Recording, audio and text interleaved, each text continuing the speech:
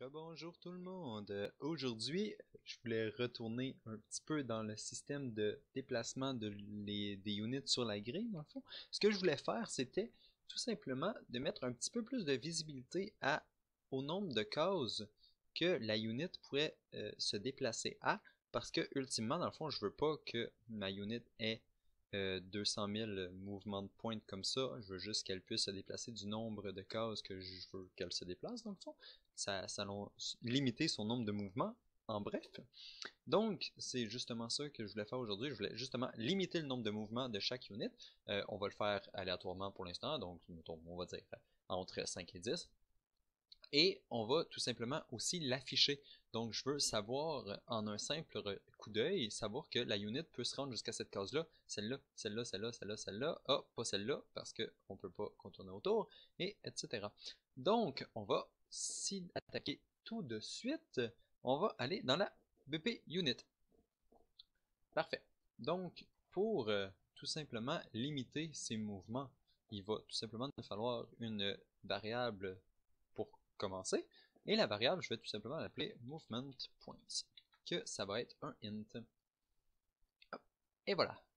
Parfait. On est bien parti.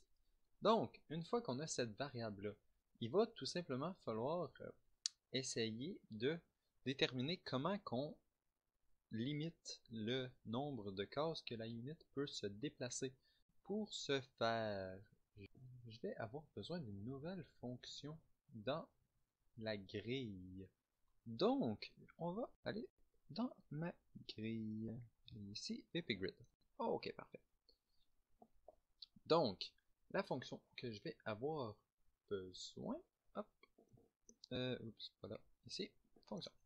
Je vais l'appeler get possible target index.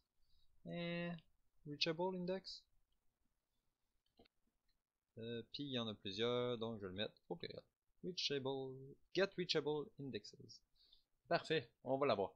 Ok, donc la fonction va tout simplement prendre deux paramètres. Premier paramètre, ça va être l'index de départ, donc start index, qui va tout simplement être un vecteur 2D, encore une fois, parce que c'est comme ça qu'on fonctionne. Oups, pas une box 2D, vecteur 2D. Et ça va aussi prendre le nombre de movement points qu'on peut se déplacer. Donc, movement points, dans le fond, qui va être notre limite. Et voilà. Movement points, start index. Parfait. Ok, je vais tout simplement les promote en local variable parce que ça va être plus simple par la suite. Allez. Non, je peux pas la renommer là.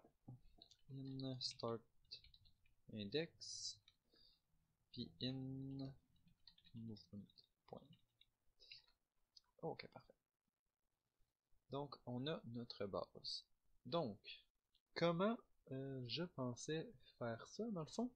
C'est simple. Je vais utiliser un petit problème qu'on a dans notre algorithme, mais je vais l'utiliser à notre avantage. Dans le fond, ce qui se passe, c'est que on voit ici toutes les cases qui ont des chiffres, c'est les cases qui ont été calculées. Et on voit que si, mettons, on a une case à un coût trop grand, on voit que ça calcule beaucoup plus d'espace. Donc, je vais prendre pour justement calculer une fois rapidement toutes les cases de la grille. Donc, je vais tout simplement faire un gros calcul qui va louper au travers de toute la grille et qui va prendre, dans le fond, qui va faire ressortir lesquels qu'on peut se rendre avec les mouvements de pointe qu'on a de disponibles.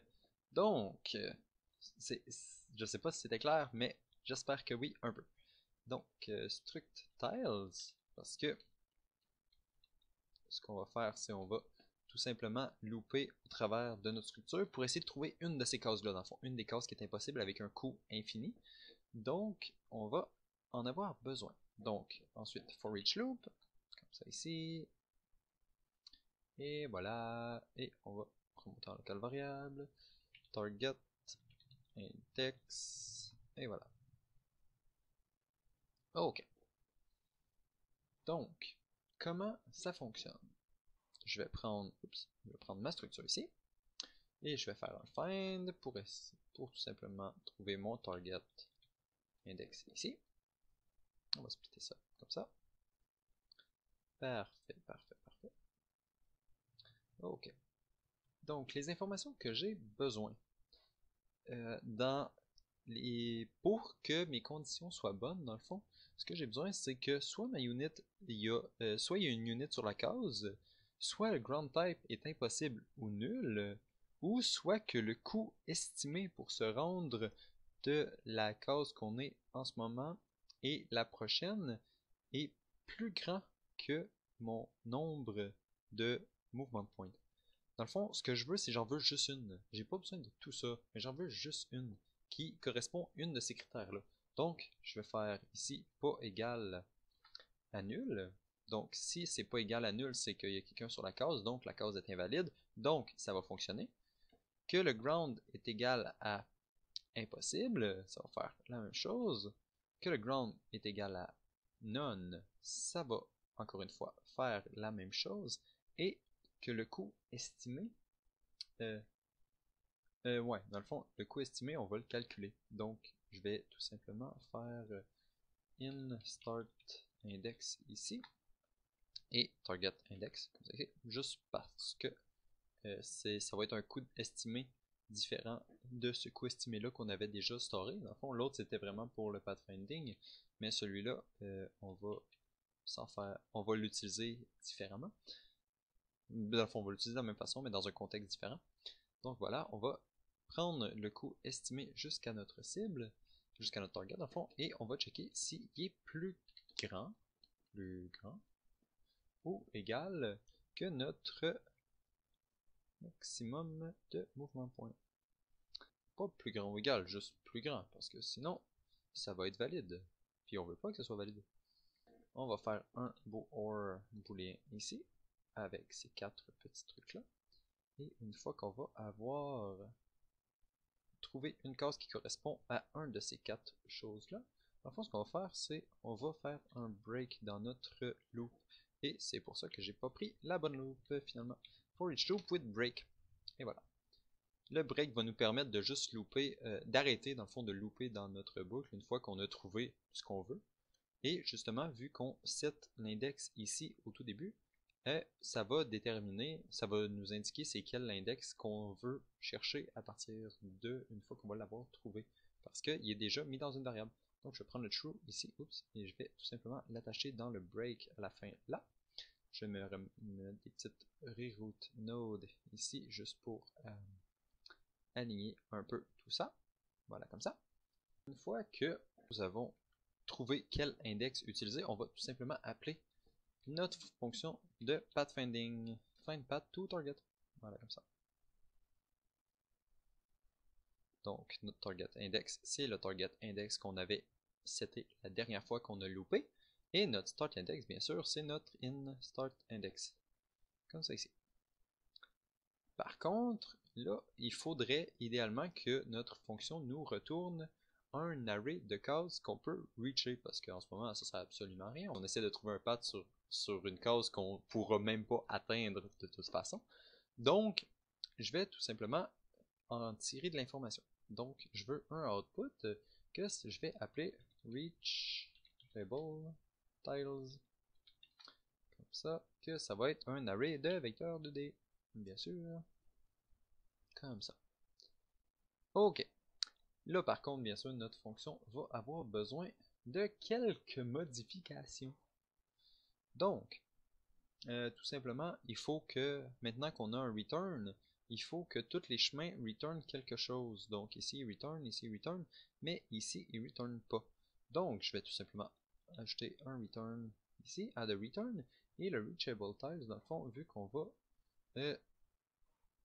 pouvoir utiliser le closed set, ça va fonctionner. Donc si on utilise le closed set, dans le fond le closed set c'est toutes les cases qu'on va avoir analysées, mais qu'on veut pas vraiment utiliser ou peu importe, mais qu'on va les avoir analysées. Donc une raison pour ça, c'est parce que on pouvait s'y rendre. Si ils sont dans le closed set, c'est parce qu'on pouvait se rendre. Donc voilà, je vais prendre mon closed set ici et je vais le retourner. Dans le fail maintenant ici, même chose, on va envoyer le close set ici. Donc copier-coller le close set ici, voilà. Et ensuite, à la fin ici, tout simplement, une fois qu'on va avoir trouvé notre path, vu que je veux aussi savoir c'est quoi les cases qui sont reachable, je vais aussi retourner mon close set. Parce que de toute façon, ce qu'on voulait, c'était tout simplement sortir de la fonction et on avait déterminé notre path. Mais là, vu que on veut utiliser la fonction pour autre chose, je vais aussi retourner quelque chose en même temps. Donc, en ressortir, aussi bien transmettre l'information. Là, par contre, comme j'ai dit au début, notre fonction est pas faite pour fonctionner avec des mouvements points en ce moment, fait qu'elle apprend vraiment tous les mouvements possibles. Dans le fond, c'est pas important pour elle, donc c'est pas important pour elle de savoir à quel point la unit elle peut avancer ou pas. Donc je vais juste ajouter ça dans les paramètres. Puis pour ce faire, je vais tout simplement faire que ici, hop, ici, tout ça, je vais, avant d'exécuter tout ça, je vais faire une autre vérification. Puis la vérification, dans le fond, c'est si notre voisin coûte plus cher que notre nombre de mouvements possibles, ben, ça sera plus un bon chemin.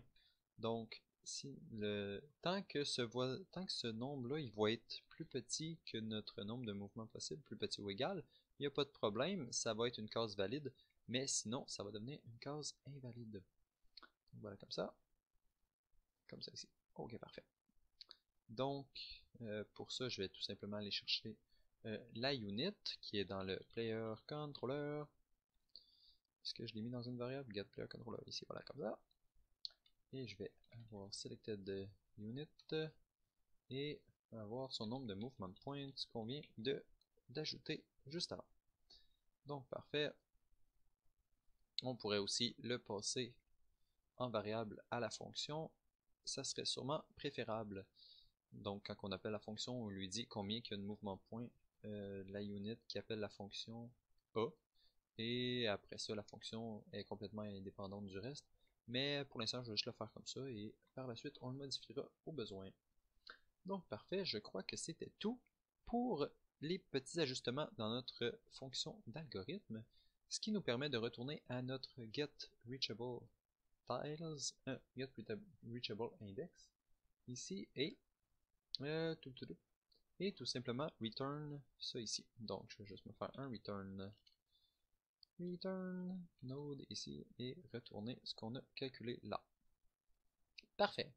Donc, une fois qu'on va avoir retourné notre liste de cases qu'on peut atteindre, ça serait chouette de pouvoir juste les faire allumer un petit peu ou juste changer leur couleur.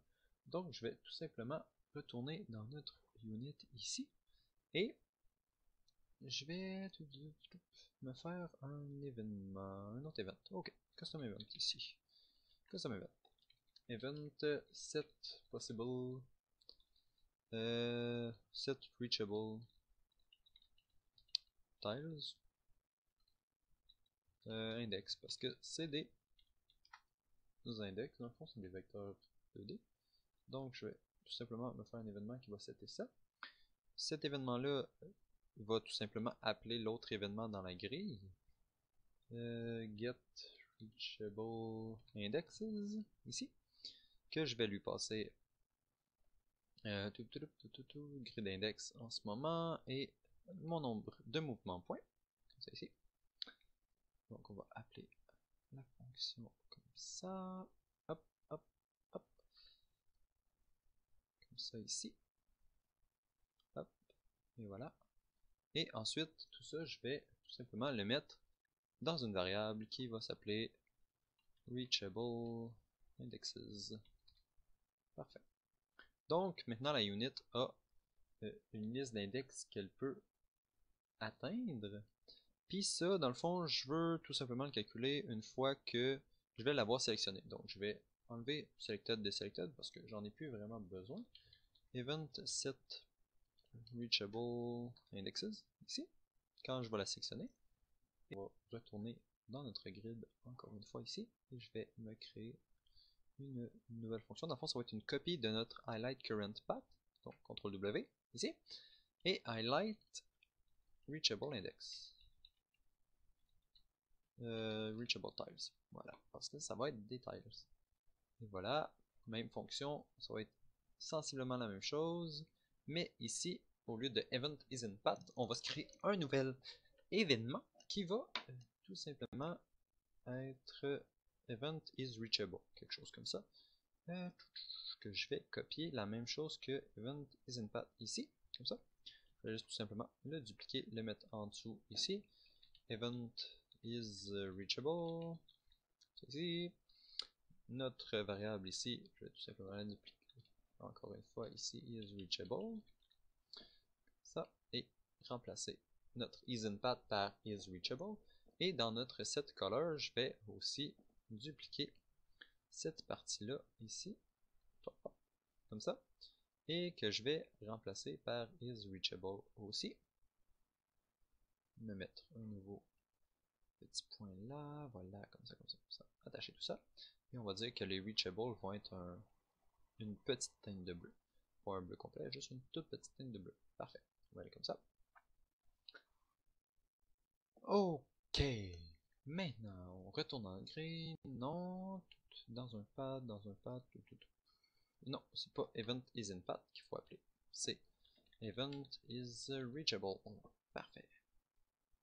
Comme ça ici, on va prendre ça ici. La même chose, on la met là. Parfait. Donc là, tout va bien. C'est la même fonction, donc c'est le même fonctionnement. Donc si je retourne dans ma unit ici et que je fais grid highlight reachable tiles ici. Hop, hop, hop. Hop. Et voilà que j'appelle tout de suite après. Et je vais dire, cette fois-là, c'est pour l'allumer. Et même chose, et quand on la désélecte, on fait l'inverse, on désélectionne les cases. Parfait. Donc, il faudrait lui passer les index. Ça va être beaucoup plus logique comme ça. Donc, je vais juste tout simplement ajouter la liste des index ici. Reachable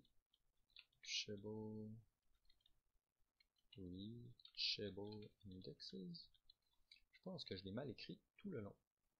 Donc, reachable indexes, on va, au lieu de louper dans mon pad, dans le fond, je vais tout simplement louper là-dedans. Et voilà, c'était ça qui manquait. Il me semblait tout que c'était étrange un tout petit peu. Donc, au lieu de louper dans le path, je vais louper dans mes index que je peux reacher. Parfait. Donc, si on retourne dans la unit ici, reachable index, maintenant, il faut lui passer en paramètre. Donc, on va lui passer en paramètre, en argument. Comme ça, ici et là.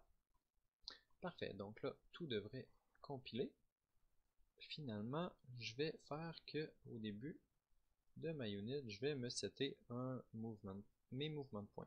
Donc, set, comme ça. Ici, que je vais faire un random int in range, on va dire entre 2 et 8. Quelque chose comme ça. On y va complètement au hasard. Donc, parfait. 2 et 8. Je crois que tout est là. On va aller tester. Je suis pas mal sûr qu'il manque des choses. Donc, on va aller voir. Ok, donc si je sélectionne une unit ici, unit, ok, ça fonctionne pas. Il me semblait et tout qu'il manquait quelque chose. Je vais juste aller voir rapidement. Donc ici dans notre fonction de find path, voilà. Au tout début, j'avais mentionné que dans le fond, on calculait pas une de ces possibilités-là, qui est justement la raison pourquoi qu'on veut utiliser une de ces possibilités-là.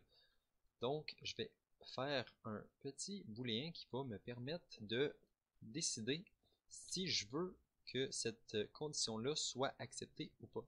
Donc, je vais juste me faire un petit booléen ici, que je vais attacher là, tout simplement, et je vais l'appeler B is just to find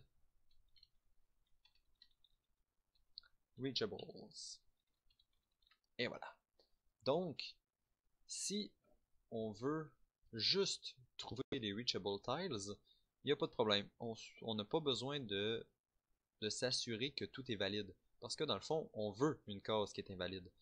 Donc, on va tout simplement passer en utilisant celui-là ici. Sinon, ben, on va y aller normalement et on va utiliser ça, le chemin habituel. Donc, parfait. Maintenant, il faut juste s'assurer que dans notre unit ici, quand on lui dit de set reachable, dans notre get reachable ici, il faut juste s'assurer de cocher is just for reachable. Perfect. Now, ça devrait fonctionner maintenant, j'espère. Et ça ne fonctionne pas plus. Ah! Oh! Ça fonctionne. Le highlight ne fonctionne pas par contre.